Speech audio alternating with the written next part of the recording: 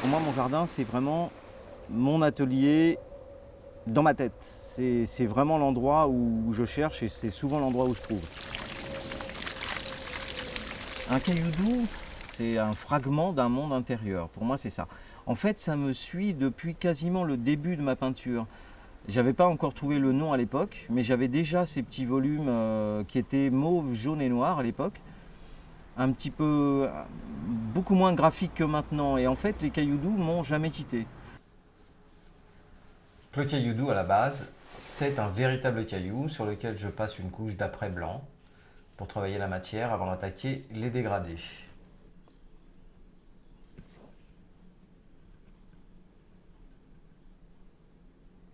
Tout ce qui est passage au noir, je le fais à l'acrylique. C'est là qu'après je poserai soit ma peinture fluorescente, soit mon or. Un peu d'eau et les feuilles d'or se collent toutes seules en attendant le passage à la résine.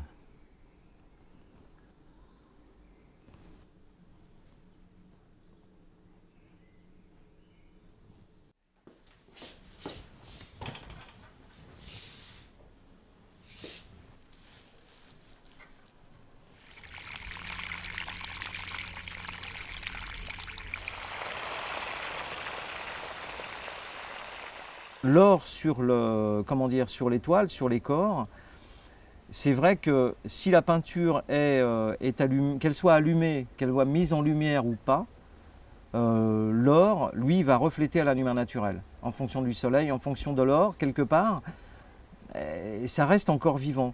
C'est assez étrange. En fonction des angles où vous vous trouvez dans la pièce, l'or continue évidemment à briller par-dessus la peinture qui, elle, est plus mise en retrait.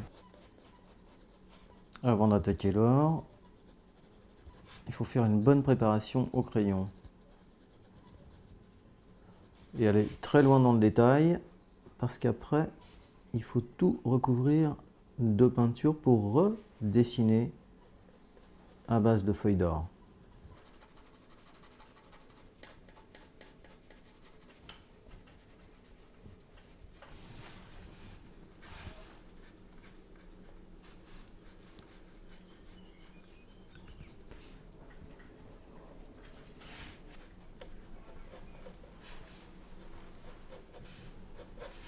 J'ai toujours dessiné en fait, mais je n'ai attaqué la couleur qu'à l'âge de 20 ans. Avant, je faisais que de l'ancrage en noir et blanc. Je sais pas, la couleur me faisait un peu peur. Puis comme je voyais mon grand-père qui faisait des peintures fabuleuses, je m'étais dit, bon, je vais lui demander de me donner des cours. Malheureusement, il est décédé à ce moment-là. Ce qui m'a boosté pour commencer à travailler avec de la gouache. Et puis tout doucement avec de l'huile. Et puis après, j'ai trouvé ce qui me plaisait dans l'acrylique parce que je peins assez vite.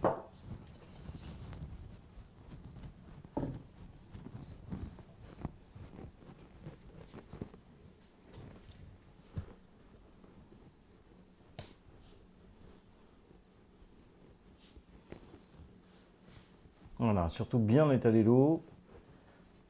Pas qu'il y ait un seul endroit de sec, sinon ça fait des marques. Et après, on peut attaquer la couleur.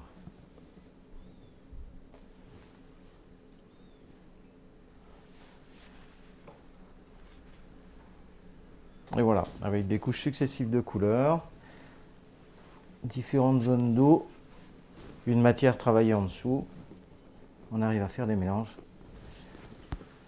qui sont assez sympathiques, mais difficiles à obtenir autrement qu'avec de l'eau et du bois.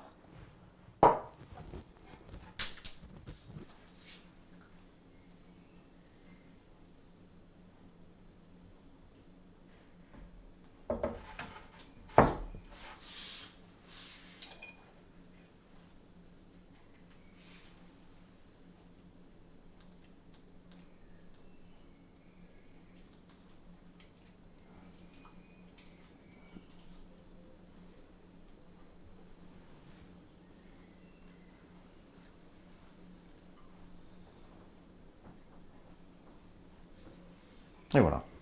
C'est vrai que dans mes couleurs, il y a énormément de mélange de fluorescents. Pour rehausser justement les dominantes de jaune, de rose, et pour donner un petit côté, avec les cernets noirs, un côté un petit peu vitrail.